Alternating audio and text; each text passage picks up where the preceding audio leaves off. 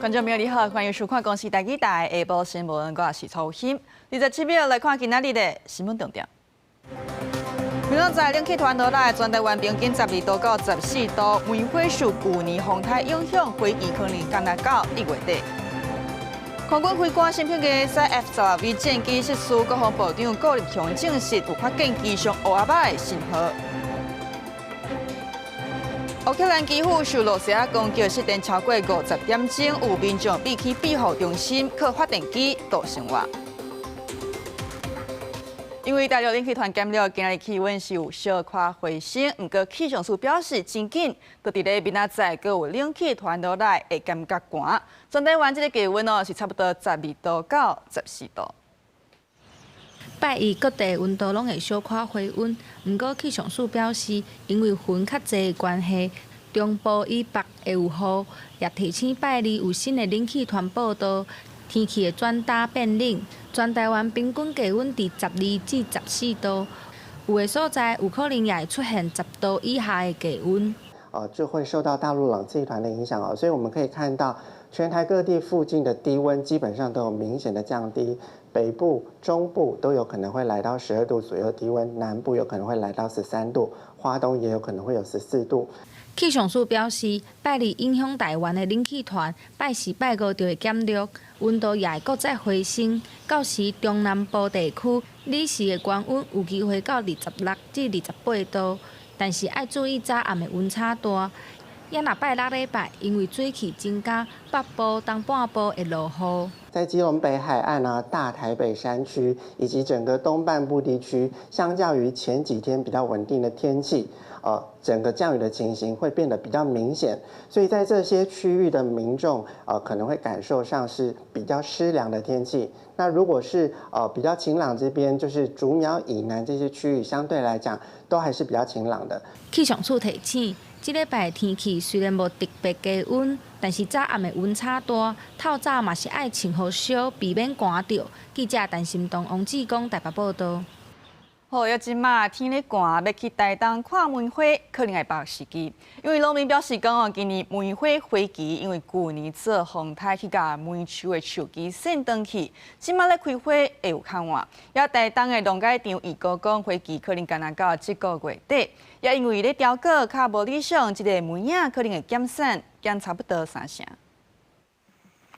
台东县有500多公顷的梅仔树，海拔600公尺左右的台东县乱山山区上侪。即马梅花开叶，未少山坡已经开始出现雪白景象，不过花期才拄啊开始，游客无侪。农民讲今年的花期搁比往年较晚，因为去年发生几啊摆风台，大部分的梅仔树的树枝互吹断，果树爱重新生长。若要看到梅花大开，就要搁等一下。台东这边梅花特别多啊！咱家应该要过头1礼拜到10天看会大开吧。梅花哪冷哪开花，冷气团小连续报道，我北地的台东县离家国小梅园梅花也开啊，不过比往年较晚开花。台东农改就表示，今年台东地区的梅树，伫去年风台受损了后，今年开花期可能拢会变短，农历年前会提早结束。台风的影响也会造成说它的花。花芽分化不良，所以变成说它的花期会比较短。台东农改场预估，受到梅树受损影响，今年台东地区的黄仔结果率可能会减产3成左右。不过去年洪灾，台东县农产品已经列入全品项灾害救助，会当补贴种梅树农民的损失。公视新闻采访报道。继续关心咱的官兵，空军第5联队飞官新批的西 F-16V 战机，伫咧1月初6暗时点伫花莲外海来失联。国军甲海巡是继续搜救，国防部长顾立雄证实，即马是有发现一寡机上乌阿巴的信号，但这个海上较好淡薄啊，船只就会出港进一步测量甲定位。空军第5联队飞官新批的西 F-16V 战机。初6暗时伫花莲外海失联，10支归回包含空军6架军机、海军2架舰艇、海巡7架舰艇等兵力继续落海空搜救，无放弃任何希望。国防部长顾立雄证实，有断断续续发现一寡乌阿伯信号。那个黑盒子的定位，那现在是有一些断断续续的一个讯号出来。这个海象这个好的时候出港，然后再做一个确定的这个黑盒子的定位。高立雄强调，因为海上问题，负责定位的专业专家无法度出港，有任何进展会阁说明。不过，国军对外卖无清短期的介绍也得伫反映引起关注。南非马文君捌即期，国防部过去自制5.56公里无清短，每粒介绍差不多6块，也阁捌外销美国，今麦对外卖介绍却是贵3倍。从93年开始，一直到现在，每年有4000多万发，你用的都是钢芯弹，可是我们却从来没有采购过，我们也从来没有做过，所以它这个训量就一直增加嘛。那这2个都是由美方来提供发射药底火跟包装材等原料，而且还有提供运输等等。205厂它所负责的是只有弹头、筒壳跟组装的部分。高立雄强调，因应国军这几年实弹化训练，恢复1年已无效，后备9条延长，每年弹药消耗量为民国110年2340万粒，增加到去年5881万粒。这5年弹药消耗量是过去2.5倍。军备局长林文雄表示，700咱买 M855更新称值，目前国军自制成本是12.18块，伫外口买标价是15.53块。记者综合报道。来讲高雄左营富邦喇叭底连开案，当日时间，昨下晡说讲工地铁帮是对大楼落落来，飞去到停乌多摆的所在，至少3台乌多摆受损，搁险啊喊着人。师傅表示讲通报了后，有请人去勘查，依法罚工地9万，要求因全面停工。我见人行道的乌多摆停车架，乌多摆是倒骨力台，这个车顶头阁有砍铁棒。有民众发现，这个铁棒是为对面当日施工的大楼飞落来的。有人亲目睭看到家己的车红掀海去，阁有人险险啊红掀到。他应该没有防护好啦，他防护的那个网应该没有弄好。应该先调查一下，先看看怎么样，再继续施工吧，安全吧。对啊，高雄市民的安全最重要吧。代志发生伫11下晡，代志发生无偌久，伫安全部的工作人员登去现场搬铁棒，第一时间市府请土木技术工会派人勘查，初步认定违反建筑法，罚9万块，而且勒令全面停工。那因确实违反建筑法第63条，本局即刻勒令停工，并裁罚新台币9万元整。12透早登去事故现场，阁有红掀海去的车停伫停车格，市府嘛阁劳动检查一摆。工地负责人承认落去的铁棒是工地内底物件，已经积极甲车主联络，佮讲会甲所有的赔偿责任担起来。不过高雄最近起罪案件是有够多，市府统计2024-2025年高雄建商新起的案件，甲实际开始动工的数量分别是153，还有168件。这侪案件拢有赶工的压力，市府嘛爱甲施工安全。也有相关的保护顾好案，避免造成人员伤亡。广视新闻王友婷、陈兴坤高雄报道。也嘉义市有民众去火锅店食饭，也咧食因的冰淇淋的时呢，却发现讲内底有塑胶片。好，即马卫生局要调查，看是讲是产品的源头，也是现场咧处理，到底是倒位出问题？食到一半冰淇淋内底吹到一条长长的物件，嘉义市有民众伫食较饱的火锅店食这种在家己烤的冰淇淋，却发现一条塑胶片。现场人员回室内表示，可能是拆过的时阵，桶仔外口的黏布无顺利落入去。不敢吃啊，会害怕。是不是有担心有塑化剂或是什么东西吗？对啊，当然了。会觉得很不舒服，心里很不舒服。但是我会希望说，下一个客人不要再吃到。我会直接告诉厂商。我们初步的判断可能是服务人员在整冰的时候掉入冰瓶里，因详细的情形还在确认中，所以我们把异物交给厂商带回去总公司化验。业者表示，除了回室内以外，嘛有来免除民众迄天食饭的费用。不过民众也是认为，这种状况物件应该是会落伫冰淇淋的顶面，哪会是会伫一桶食要一半的冰淇淋内底？依据《食安法》第8条第1项规定。如有违反食品卫生良好规范准则相关规定，将请业者限期改善，如未改善，可依同法44条处6万元以上罚款。民众讲，原本食饱了后欢喜要食点心，煞伫最后因为安尼拍歹规个食饭的心情，嘉义市卫生局嘛派人去到现场稽查，要来了解食品也是现场处理的过程，有出现食品安全的过失。记者林慧婷，嘉义报道。既然月白坑土场过去因为管理有问题，是去予市府要求停业，经过3档就去协调。既然市府即马是同意月白坑土场搁再营运，毋过有条件。初期逐工敢若开放80车载土入去到坑土场，也刷少车爱到 GPS 坑土场爱有电子单，互人有法度追踪讲即个图啊，实际上到底是去倒位。既然唯一的土猪场软软的月白土猪场，几乎无咧运作，因为物管理无好的问题，一个发生土猪溢流的危险，互市府命令停业。经过3年沟通协调，既然市府同意最近重启作业。兴隆街的这个边坡工程的这个赶工之下，目前也预计在15号可以开放单线的双向通车，月眉最快的话就会在16号的部分来可以做一个通行。市府除了要求将原本分送的240车降做80车以外，也要求暖暖区兴隆街道路修复了后才营运。考虑内政部进行土风管制限制，烦恼乌白道的问题，市府也要求刷少车加装 GPS， 土猪场要有电子联单，方便后续的追踪。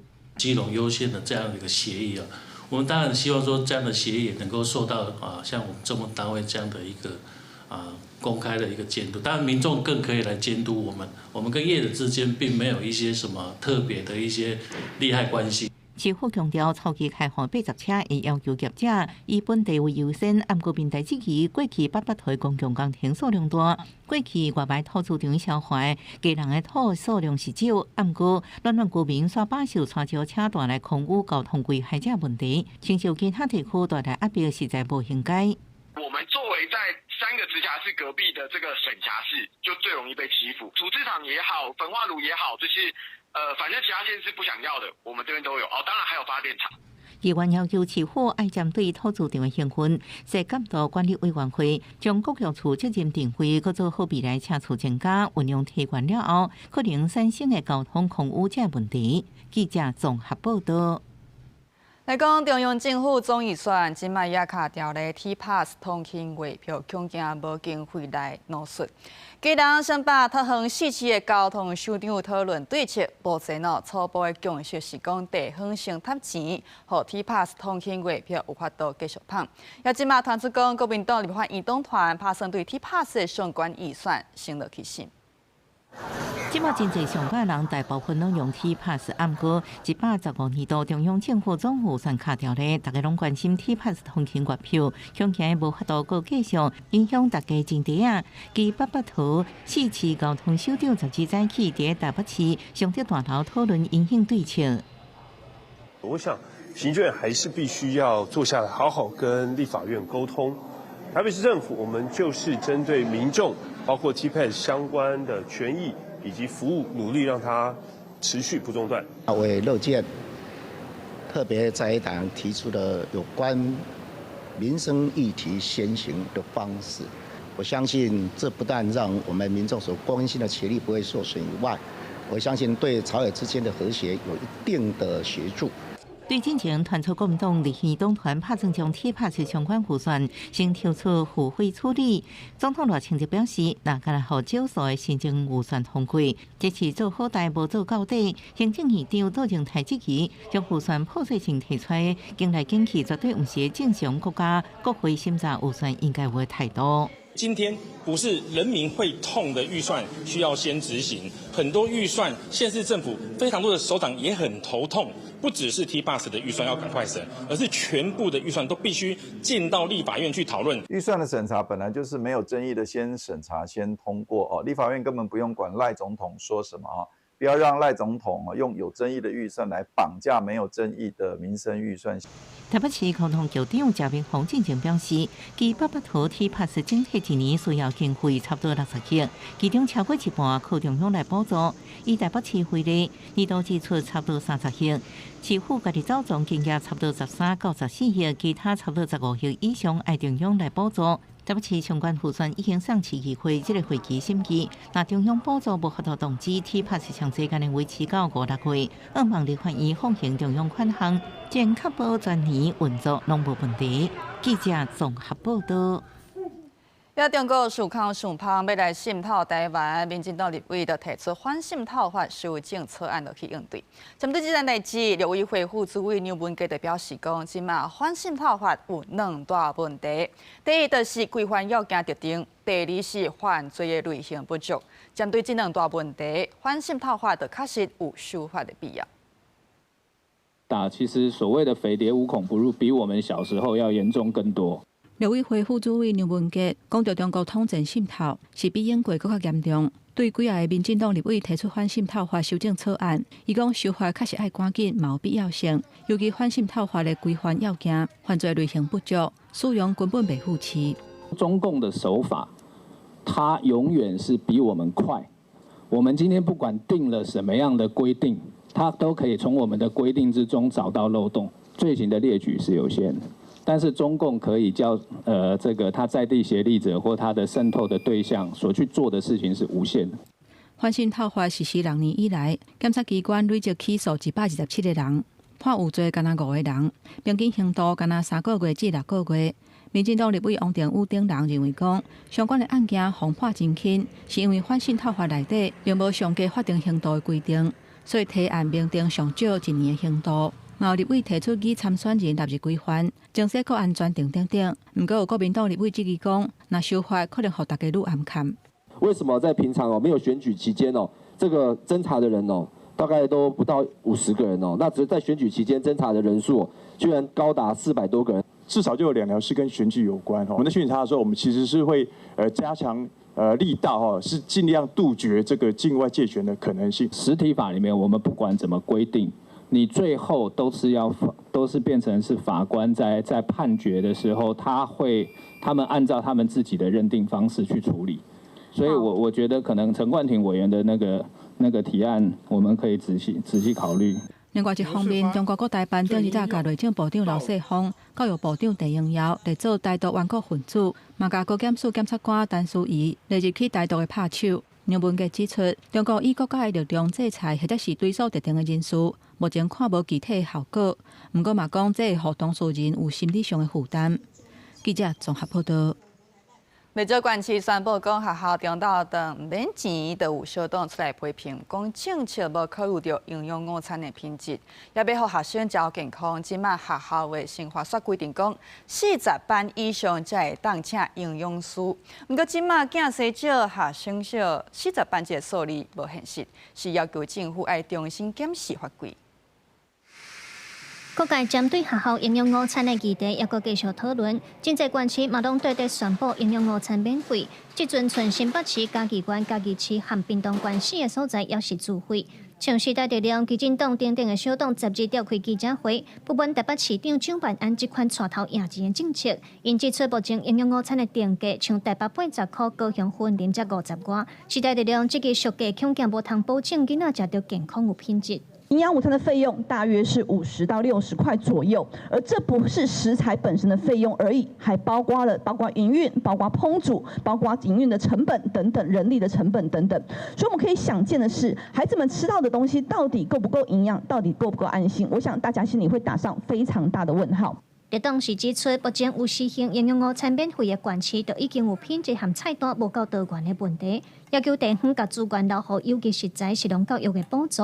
那基进党也指出，目前学校卫生法规定40班以上才通请营养师，不过今麦照镜发严重，这个数字不合现实，嘛要求教育部和地方政府重新来检讨法规。免费营养午餐的县市，看到了很多的警讯，像是他们的水果、优酪乳越来越少。加工食品越来越多，重油重咸的烹饪方式更常出现，菜色越来越单调，甚至菜里有异物的状况也越来越常发生。40班以上才有办法聘任1名营养师，但全台目前超过37班的国小只有1/7，40班这种数字其实早已不敷使用。难道我们要继续守着这样子的数字不变吗？时代力量嘛，搁再呼吁立法院赶紧通过学校供餐法，互定价机制通入法，互营养午餐的定价会当照物价寻求调整，避免团线厂商为着利润降低实在顶级。各党嘛呼吁健康第一，也着顾菜色，避免造成浪费。记者卢尚珠、郑俊尧台北报道。好，就是因为经济负担，即卖人是唔敢生囝，囡仔是愈生愈少。那要立委就提案啊，讲要来设台湾未来户头，政府甲爸母斗阵替囡仔欠钱，长期就去投资，但囡仔18岁上济会当领超过50万。不过，民进党的立委甲卫福部就质疑啊，这项政策哦，恐惊会增加财政负担。过来，爸爸妈妈有会较高赚，也有会较辛苦。在欠这个未来户头好野善的政策，恐惊会愈严重。囡仔愈生愈少，经济负担是一大原因。为着要解决问题，在野党提出替囡仔设立台湾未来户头的概念。那被立委也伫立法院提案，规划伫囡仔出世了后，政府会当先伫咧口罩内底欠5万，了后特当搁欠1万块，用长期性的投资，预估伫咧18岁时会当领33万。若是过程中家长也有相对半钱入去，口罩金额会当超过50万。这部台湾未来账户就是用制度化去资产的支持，减轻育儿的负担。从孩子的出生那一刻开始，我们一起就来投资国家未来的竞争力。8日立法院社权委员会咧讨论这个草案，有民进党立委质疑讲，若是照拿爸立委所讲的，爸母也会当家己提拔愈多，囡仔成年的第一桶金钱就愈悬，才会变相讲造成好野善食愈差愈大。是不是会又是打造一个社会不公的一个温床？你要知道，有钱的人你请他储蓄哈，这个是一个好事哈；没有钱的人，你让他去储蓄哈。这是一个罪恶。卫福部也指出，政府的资源有限，福利政策爱做的应该是把预算留给弱势家庭的囡仔。你的爸妈因为在台积电，或者说在这个高所得，还有国家还要给你这个开户金，我是觉得恐怕会有复制目前现有的贫富差距。咱不是干有台积电，各有这个高科技，咱嘛有真侪迄个工苦人。这正是咱正爱给他照顾的。卫福部补充，政府对2017年开始，已经有针对弱势家庭的囡仔推动理小未来教育发展户头，每一户弱势囡仔伫18岁时会当欠54万。政策推动8档，已经帮助4万名的囡仔。卫福部希望甲医生留予需要帮助的囡仔。记者陈选林秀凯台北报道。有山友去爬玉山，发现部队石头去互喷擦，安怎清都清袂掉。玉山国家公园管理处接到通报，是随派人上山处理。玉山主峰线前锋附近，有民众喷漆，造成景观上的一个不好的状况。那我们呼吁游客，在登山的时候，一定要先下载离线地图。了解相关的地理环境跟步道状况，不要去破坏自然的一个景观。有山友去爬玉山，发现部队石头去互喷擦。玉山国家公园管理处表示，接到通报以后，就随派人去处理。像1点钟才把喷擦处理掉。管理处提醒民众，乌白用喷擦破坏景观，依法上当会当罚3000块，严重者甚至可能牵涉刑法毁损罪。今日台股受到美国带动，早盘上关是来到30681点，是搁再创纪录。亚冠基金对去年4月美国总统川普宣布对顶关税抓进场护盘，高达是经279天，是历来上久。今日继续护盘，国安基金今日开会，安怎决议是引起市场的关注。8日台股受市场预估的，伫美股顶礼拜54大指数拢起的鼓励之下，开悬走悬。早盘上悬要到30681点，起码400点。宽达股台积电开盘就徛起伫1700块，早盘上悬是1705块，起25块。其他的包括日月光、环球晶、联电开盘拢照起，因为国安基金例会会伫咧12举行，敢会决定持续护盘咧。这次国安基金它进场主要的理由是因为关税。那关税议题到目前为止其实还没有一个确定的数字出来，所以基本上若是以这样子的议题来进行所谓的国安基金的护盘，其实它今天的开会应该还是有可能有机会再继续留在场内。国安基金也就是国家金融安定基金，政府伫2000年成立，主要用途是安定国内金融市场。只要国内外发生重大或者是金融的相关事件，地区资本也是金融市场失去秩序，国安基金委员会就会决议敢是要进场护盘。为这几年护盘的历史来看，第6届是因为人民币甲亚洲货币大家赶紧要卖的危机，护盘232天。2020年因为新冠肺炎甲国际油价大落，护盘超过200天。2022年因为经济衰退的疑虑，护盘275天。去年4月初9因为台币关税，持续护盘到达，拢总279天，创下历史上上长护盘的纪录。应该是可以撤出了吧，尤其是现在最近的成交量呢，平均都在6000以上了啊，资金也回流了，人气也回流了，所以现在再继续护盘的话，似乎有点怪怪的。专家认为讲，无论国安基金敢是要继续护盘，或者是退场，对股市的影响拢无大。针对国安基金决议的内容，委员会伫行政院开会，最后由财政部对外公布结果。记者综合报道。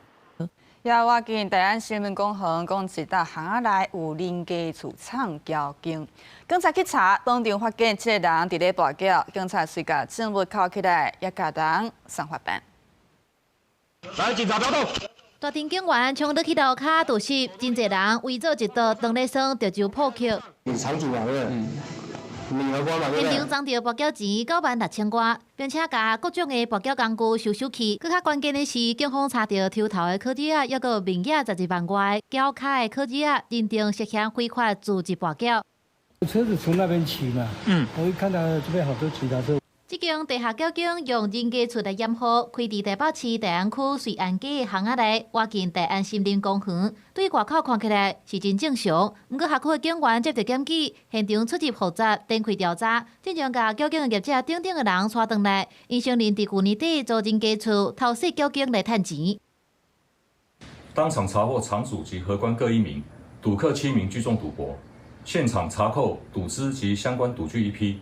警方依法将涉案人员依刑法赌博罪移送法办，其余赌客依涉违法裁处。涉案的业者甲总管虽然两个人拢承认罪行，有关乎按照跋筊罪移送，而那在场的7位脚卡是按照涉依法裁罚。公司新闻采访报道。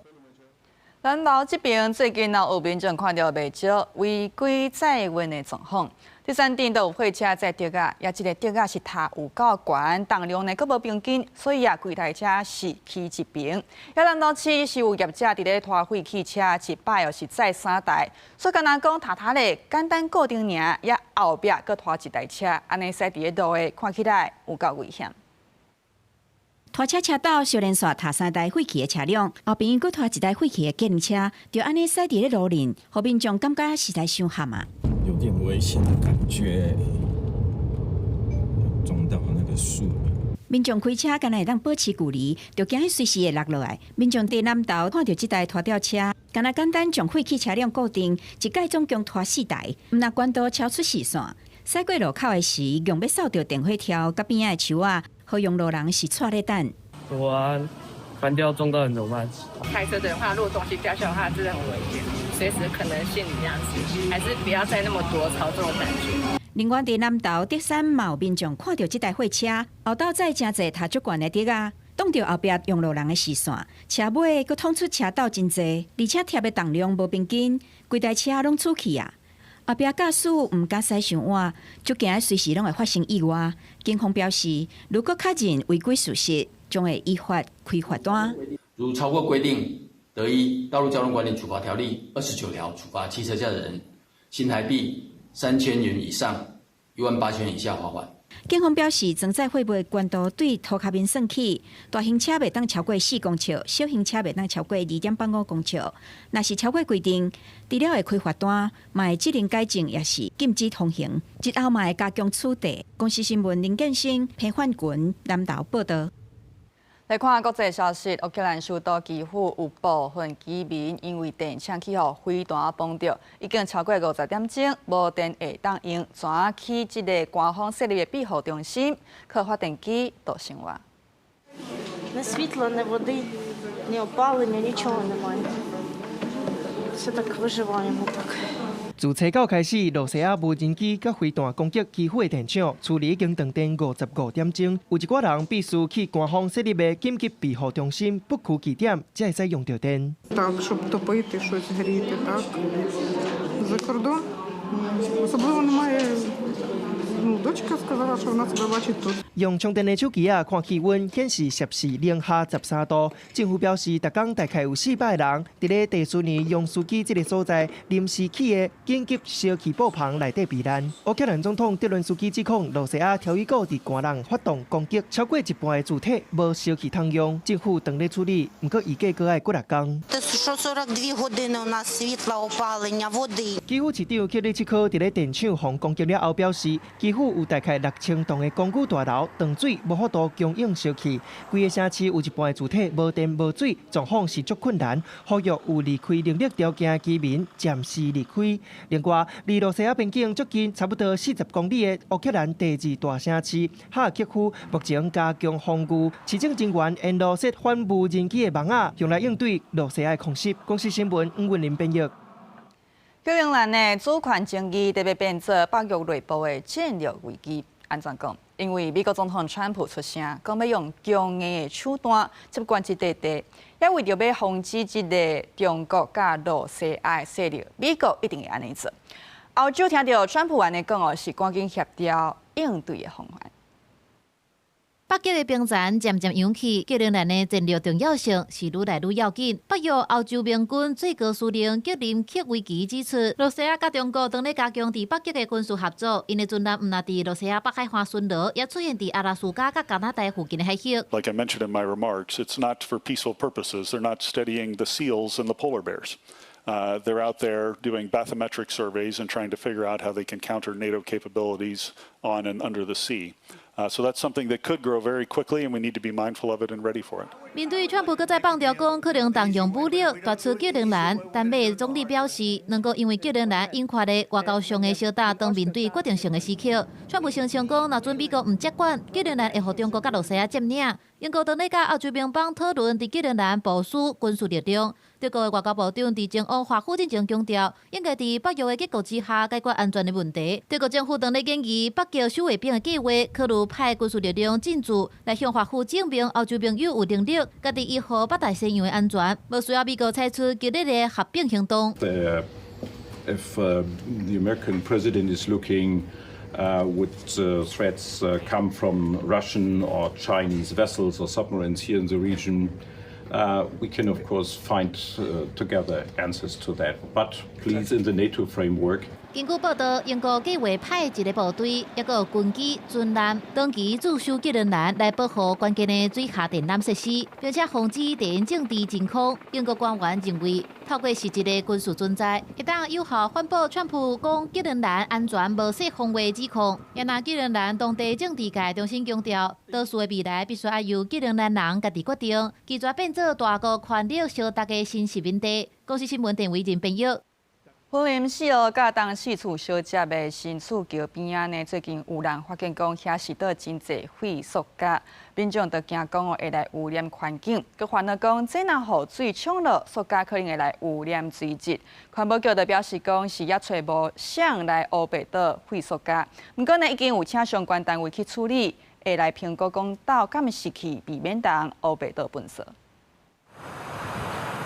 5火10色的塑胶废弃物，防直接倒伫大排水沟边啊，有的已经雨水冲走云林四湖甲当时风交接的新厝桥边。最近，互民众发现风倒袂少塑胶废料，有民众烦恼雨水冲走，恐惊影响水尾水源。来写南遐，嘿，即毋知咧从遐去摕来写，咧互别个摕来。嘿，毋是咱遮咱穿较无歹济咧，迄是水后日啊袂白啦，袂漏啦。当地民众就讲，这个大牌过去，就把风乱倒下卡了。管理单位也伫边仔设置警告徛牌，希望防止业者乱倒。对此，云林县环保局表示，接到民众通报了后，去现场稽查，无发现行为人，加上附近产业道路无监视器，目前会函车管理单位清除。115年1月8日至现场查，稽查时该指请到这个废弃物废塑胶，初步估计量体约为50立方公尺以上。现场未查获行为人，另巡查附近亦未装设监视器，将函请土地管理单位尽速清除并加强管理。环保局表示，这摆风倒废弃塑胶料的范围大约52公尺，因为这个所在适合位拢无装监视器，已经要求相关单位评估架设，呼吁不法业者若乱倒塑胶废弃物，行为人方抓到，会依废惩罚，处1年以上5年以下有期徒刑，并扣1500万以下罚金。公司新闻采访报道。根据台南农业局的统计，去年咧掠青豆丁拢总是掠26000多只，是比前一档搁加1倍。好，青豆丁的数量真正是有够侪，起码就传出讲有青豆丁走入去邻家厝，也来通报呢已经唔拿100。农业局就表示讲，已经有请人来盗掠，也会加强巡查，控制青豆丁的数量。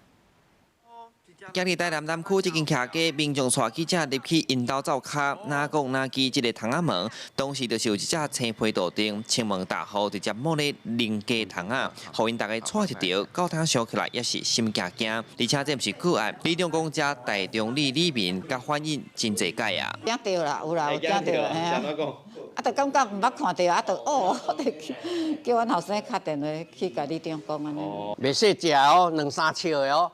头到尾哦，3尺外有，因为伊的身躯一地吼，啊伊个会一大尾啊。外来种青皮豆丁因为无天敌，加上真高生炭，地数数量较歹控制。根据统计，去年全市已经掠26000多只青皮豆丁，平1年加1倍。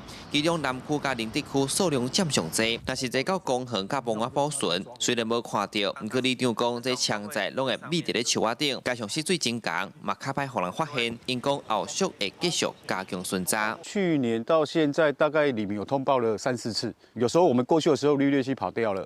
那有时候我们过去有抓到，那抓到之后我们就通知农业局，然后来里长服务处把绿鬣蜥带走，后续让他们去做处理。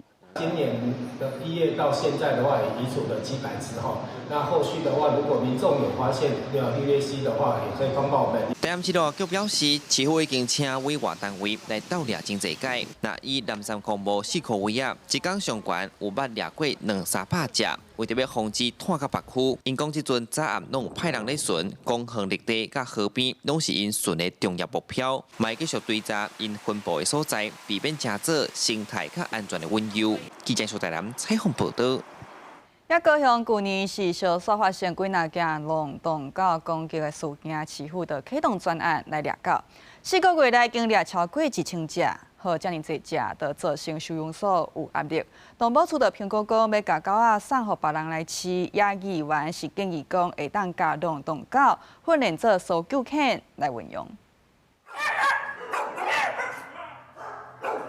看到人一排狗仔一直哄哄叫，高雄寿山动物收容所规定的收容量是250只，即阵差不多有90%满。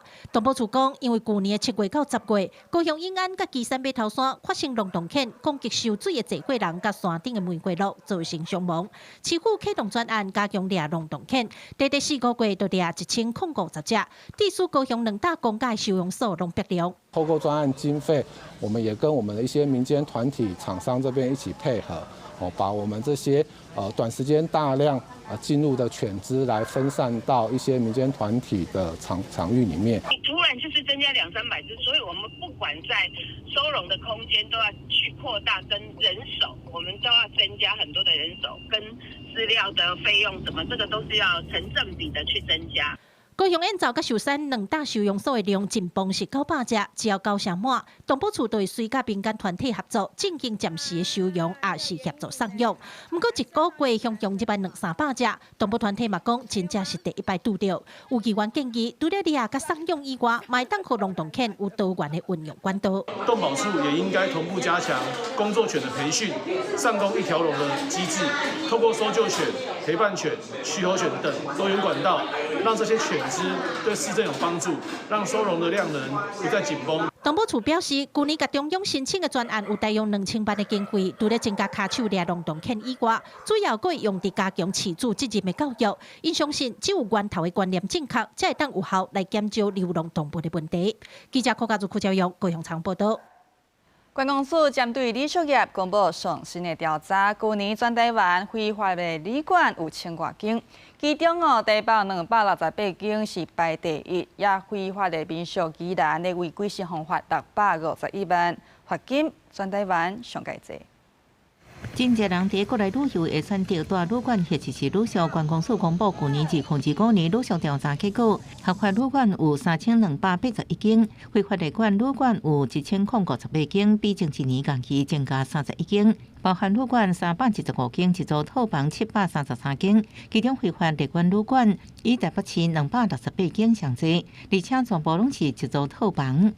针对非法日租，自115年1月1号起，观传局修改规定，加重处分。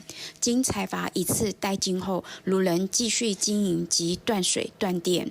各县市政府去年针对旅馆业来稽查，总共罚889摆，金额9662万元，其中台北市罚256摆，2000多万上济；第二是台中市1900多万，台南市1800多万。另外，伫个民俗调查部分，无合法旅馆有566间，屏东县133间上济，有台北市后花园之称的宜兰县民俗，罚77摆651万上济。投资的人，他都觉得说这是一个算是很好投资的一个地方。对于选择民宿的时候，可能就是要特别了解一下，它是不是合法的这个旅宿。因为农特村在年假有9天，观光协会提醒民众选择旅宿的时阵，千万唔通靠网站随随的相片误导，应该先确认是不是合法登记，建议先到观光署的网站查询，确保安全、品质甲权益，严减少旅游的纠纷。记者综合报道。屏东垦丁观光人数一档比一档搁较少，去年敢若剩210万人次去到垦丁佚佗，这已经是连续2档创下上低的纪录。尤其变少大型的饭店挡袂牢，去年垦丁统一度假村停业了后，连好用大饭店去年年底嘛开始征收暂停营业。摆垦丁街啊，无啥物人，冷冷清清。2014年，垦丁捌创下一年837万人次的观光纪录，毋过这几年啊一直落落来。2024落到214万人，到去年2025年就无到214万啊，甚至比疫情时期搁较惨。只有去年10月年假小可增加，毋过整体数据明显下降。金额可能不太符合大众对于国旅的看法吧，大家可能会觉得出国玩比较便宜这样子。像你说价格，其实台湾大部分的夜市也都那个价格，所以我个人没有什么感受。吃的东西选择会比较少，淡季有可能会给你生气这样。观光降温嘛冲击饭店业者。根据了解，恒春半岛饭店去年平均大房率表现无好，规年只有一间超过60%。去年2月，垦丁统一度假村停业了后，即马另一间垦丁福荣大饭店，去年的10月就有公告，饭店要进行大规模的征收，暂停对外营业。对此，福荣饭店强调只是单纯征收，美乐区已经改装好势，有继续营业。我们也许经过了10年到20年的时间，其实游程是并没有升级的，很容易让消费者不知道这时候要来消费什么。那这时候看的东西就是价格，民宿的价格、餐饮的价格。举例来说，像垦丁大街卖的东西，会不会跟他家夜市的东西太像了？那没有差异化的时候，我们就不容易找到解方。地方人士讲，垦丁若无发展出新的观光方式，就无法度请新一代旅客来，恒春半岛的观光就会卡条咧。屏东县政府也表示，今年阁会调整策略，同时强化多国语言的旅游导览，期待垦丁会当阁找到新的吸引力。记者柯明哲，屏东报道。观众朋友，你敢是用生日做米买？用生日做米买其实真好用。治安署即次讲一寡简单的联合，也是讲照理盘拍落来，用安尼做米买其实都是无够安全。也嘛要提醒民众，唔通只做米买拍天下呢，就爱用嘛。也米买爱有够复杂，配合2保验证，才会当保护小号的安全。用生日做米买，上好期煞可能互你的口罩一时间乌有去，海客只要透过自动化的工区，就会当轻松突破。治安署提醒，常常看到的无安全的米买，亲像智能3、4、5、6，或者是照起盘拍过去的 QWERTY， 对海客来讲，就亲像大门无锁。他可能会在其他的网站呢，先去买到您这个已经外泄的账密，甚至直接用钓鱼取得您的账密。好，那这就是我们说的那一把旧的钥匙，因为如果你刚好是呢一码多用的情形，你这个门就会被打开了。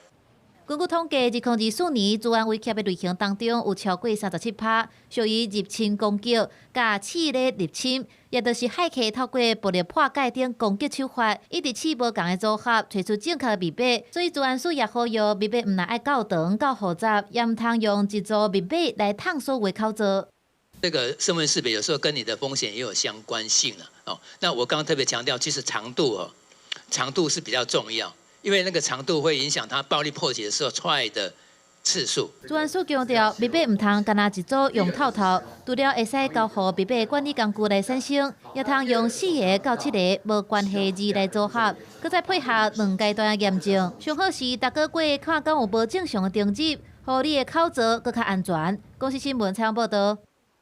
台风坐稳绿线按算伫今年底完成坑口到甲艺文特区拢总7站来通车，也市府举办成果展，呈现坐稳绿线对规划时间到甲测试这个规个过程。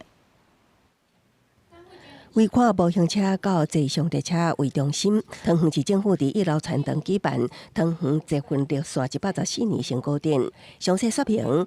坐稳绿线为工程规划、时间推进到今年列车正式伫轨道上做测试的重要历程。期间也开放民众参观工程，将工地变作高色7体厝210载的名架，一个也同唱了了。参观那个捷运工程觉得怎么样？很好，前段机是因为挖捷运隧道的机器，它的体长很大。我觉得主要是这次的规划非常的好，因为它不是只是桃园的捷运，它还连接到机场，连接到台北市、新北市。我觉得这个串联变成我们捷运，它才能真的产生它一个交通建设运输的一个功能。历届地下段3年，拢总完成13段崩坑贯通，8段7台尖盾机全速发展，高架段全国首创跨过高铁桥，北机场15公顷90万方基地整地工程，4栋核心建物1.2万平楼地板，变电站永久送电，头一列车运到台湾，高架5站动态测试，市长张善政感谢绿线团队，逐日超过2000位人员临媒拍拼。本来6年工程嘛，现在缩短成3年8个月。是，我想这个非常挑战，但是我们压缩工期，但是绝对不会压缩品质。我们1天当2天用，目标就是在今年年底真的要能够通车。今年底，绿线坐稳会完成坑口站甲艺文特区站有7站通车。市长张善政表示，市民为只看到列车模型，时间飞迟，到即马总算会当看到列车为高架段开往地下段，通车就要到达算在1个月，也毋过挑战还未结束。需要将6至8年的北机场甲测试工程努力伫3年8个月完成。公司新闻采访报道。再来看下半部的天气。北部地区14度起22度，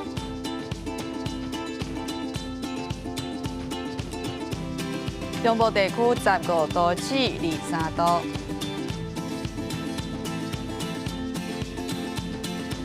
南部地区19度起24度，